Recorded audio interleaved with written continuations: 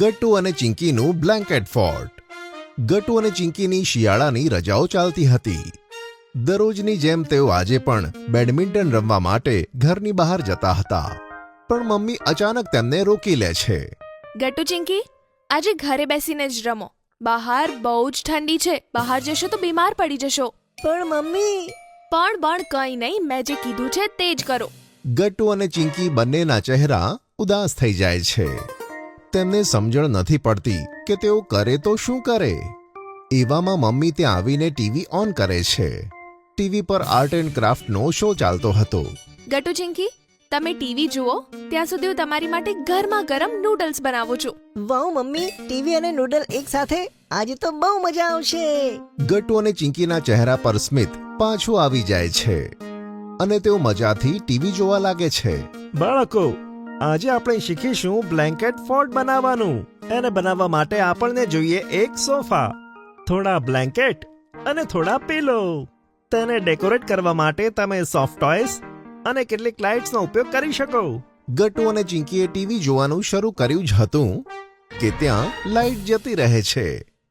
એમનો પૂરો જોશ ઠંડો પડી જાય છે. પછી મમ્મી તેમના માટે ગરમા ગરમ નૂડલ્સ લાવે છે. ગટ્ટુ અને ચિંકી, નૂડલ્સ રેડી છે. ના મમ્મી, મારે નથી ખાવા નૂડલ્સ. મને પણ નહીં. પણ કેમ? અમે વિચાર્યું તો કે ટીવી અને નૂડલ્સ અમે એકસાથે એન્જોય કરીશું, પણ અમારો આખો પ્લાન ફેલ થઈ ગયો. અરે, આ શું વાત થઈ? નૂડલ્સનો ટીવી સાથે શું લેવા દેવા? છે મમ્મી, તમે નહીં સમજો. ગટ્ટુ ચિંકી પરેશાન થઈને એક ખૂણામાં બેસે છે. તેઓ ન તો બહાર જઈ શકતા હતા કે ન તો ઘરમાં બેસીને ટીવી જોઈ શકતા હતા. એવામાં ચિંકીના મગજમાં એક આઈડિયા આવે છે. ગટ્ટુ, શું આપણે તે બ્લેન્કેટ ફોર્ટ બનાવીએ તો? એ જે ટીવીમાં બતાવતા હતા. હા, તે જ. પણ એ આપણે એકલા નહીં બનાવી શકીએ. એવામાં મમ્મી ત્યાં આવે છે. એકલા બનાવવાની જરૂર પણ નથી, કારણ કે બ્લેન્કેટ ફોર્ટ બનાવવામાં હું તમારી હેલ્પ કરીશ. ગટ્ટુ, ચિંકી અને મમ્મી બ્લેન્કેટ ફોર્ટ બનાવવાનું કામ શરૂ કરે છે. વચ્ચોવચ એક લેમ્પને ફિટ કરી દે છે. એ દરમિયાન ગટ્ટુ 2 પિલોસ અને ચિંકી એક બ્લેન્કેટ લઈને ત્યાં આવે છે. મમ્મી, આપણે પહેલા આ બ્લેન્કેટને સોફા અને લેમ્પ ઉપર સરખી રીતે ગોઠવવું પડશે. ઠીક છે, હું આ બ્લેન્કેટને આ બાજુથી પકડું છું. તમે બંને તેને પેલી બાજુથી પકડો, ઓકે? બસ થોડી જ મિનિટમાં બ્લેન્કેટ સેટ થઈ જાય છે. બધાને એવું હતું કે અડધું કામ પતી ગયું, પણ અચાનક બ્લેન્કેટ ધીમે ધીમે સોફા પર સરકવા લાગે છે અને થોડી જ સેકન્ડમાં આખું બ્લેન્કેટ બલ્બ પાસે આવીને અટકી જાય છે. મમ્મી, હવે શું કરીએ?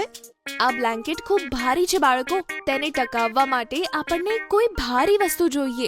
સૌથી ભારે તો અમારી સ્કૂલ બેગ હોય છે ને મમ્મી. અરે હા. તો ચાલો પોતપોતાનો સ્કૂલ બેગ લઈ આવો. હવે તમારા સ્કૂલ બેગ્સ જ આ બ્લેન્કેટને ટકાવી રાખશે. ગટ્ટુ અને ચિંકી તેમના સ્કૂલ બેગ લઈને આવે છે. ત્રણે મળીને બ્લેન્કેટ ફરીથી સેટ કરે છે અને જ્યારે બ્લેન્કેટ સેટ થાય છે ત્યારે ગટ્ટુ અને ચિંકી તેને ટકાવવા માટે પોતપોતાના સ્કૂલ બેગ મૂકી દે છે. આ વખતે બ્લેન્કેટ સરકતું નથી. આપણો બ્લેન્કેટ ફોર્ટ રેડી છે. હવે આપણે તેને ડેકોરેટ કરીશું ગટ્ટુ. જો આપણે તેને દિવાળી લાઇટ્સથી ડેકોરેટ કરીએ તો? સારો આઈડિયા છે, પણ અત્યારે તો લાઇટ નથી. તો પછી દિવાળી લાઇટ્સ કેવી રીતે ચાલુ થશે? ઓ નો, તે તો હું ભૂલી જ ગઈ હતી. ટેન્શન ના લેશો બાળકો, મારી પાસે આ પ્રોબ્લેમનું પરફેક્ટ સોલ્યુશન છે. મમ્મી ત્યાંથી જતા રહે છે અને જ્યારે તેઓ પાછા આવે છે ત્યારે તેમના હાથમાં હોય છે 2 બોટલ કોક લાઇટ્સ. એનો પ્રકાશ જોઈને ગટ્ટુ અને ચિંકીની આંખોમાં ચમક આવી જાય છે. વાવ! આ તો ખૂબ સુંદર લાઇટ્સ છે. સુંદર પણ છે અને કામનું પણ, કારણ કે આ બેટરીથી ચાલે છે. મતલબ વીજળી હોય કે ના હોય, આ હંમેશા ચાલશે. ઓહ વાવ! ગટ્ટુ, ચિંકી અને મમ્મી બ્લેન્કેટ ફોર્ટને ડેકોરેટ કરવાનું કામ શરૂ કરે છે. સૌથી પહેલા મમ્મી અંદર ગાદલું બિછાવે છે, પછી તેની ઉપર 2 પિલોસ મૂકે છે અને છેલ્લે મૂકે છે કોક લાઇટ્સ. આ તો બહુ સુંદર લાગે છે, કોઈ સપનાની જેમ. હું મારો ટેડી બેર લઈને આવું છું. જો તે અહીંયા હશે તો આ ફોર્ટ વધારે સુંદર લાગશે. અને હું જઉં છું મારો સ્પાઈડરમેન લેવા. ચિંકી જલ્દીથી તેનું ટેડી બેર લાવે છે અને બે પિલોઝની વચ્ચે તેને મૂકી દે છે. ગટ્ટુ તેના સ્પાઈડરમેનને ટેડી બેરની સાથે મૂકી દે છે.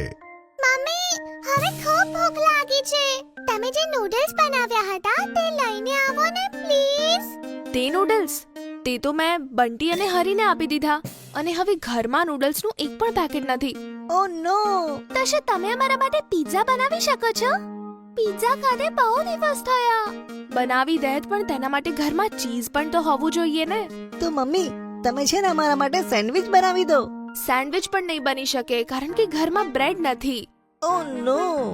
એક મિનિટ એક કામ કરું છું, તમારા માટે હું રોટલી અને શાક બનાવીને લાવું છું, ઠીક છે? ના મમ્મી, શાક રોટલી નહીં, અમારે કંઈક ટેસ્ટી ખાવું છે. ગટ્ટુ અને ચિંકીનો મૂડ ફરીથી ખરાબ થાય છે. અચાનક કોઈ ઘરનો દરવાજો નોક કરે છે. લાગે છે તમારા પપ્પા આવી ગયા. મમ્મી દરવાજો ખોલે છે. બંને ધીમે ધીમે બ્લેન્કેટ ફોર્ટ પાસે જાય છે અને તેની બહાર ઊભા રહે છે. કંઈક સારું ખાવાનું મળી જાત તો કેવી મજા પડી જાત. હા ગટ્ટુ, તું સાચું કહે છે.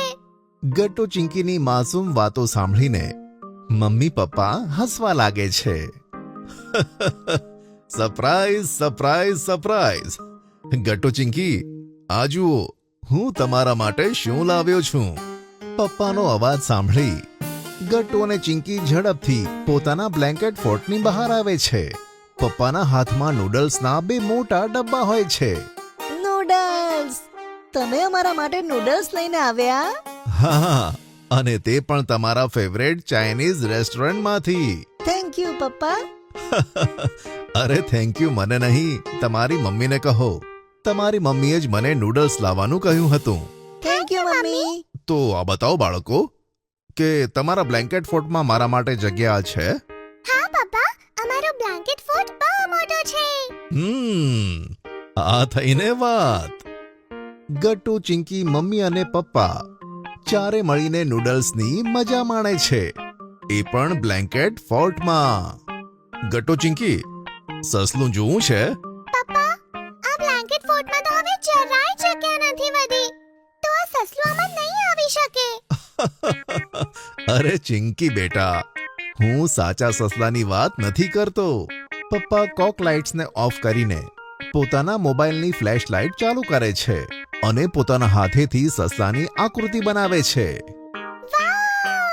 જો કે મને હાથી પણ બનાવતા આવડે છે. હા તો બનાવો ને પપ્પા. પછી પપ્પા પોતાના હાથને એવી રીતે વાળે છે જેથી હાથીની આકૃતિ દેખાઈ આવે છે. ત્યારબાદ પપ્પા સાંભર, મોર અને બકરીની આકૃતિ પણ બનાવે છે. પછી અચાનક લાઇટ આવી જાય છે. બાળકો, વીજળી આવી ગઈ છે. તમારે ટીવી તો નથી જોવું ને? ના મમ્મી, જે મજા આ બ્લેન્કેટ ફોર્ટમાં છે તે મજા ટીવીમાં ક્યાં? હું તો આખો શિયાળો આ બ્લેન્કેટ ફોર્ટમાં જ રહીશ. ગટ્ટુની વાત સાંભળી બધા ખડખડાટ હસી પડે છે.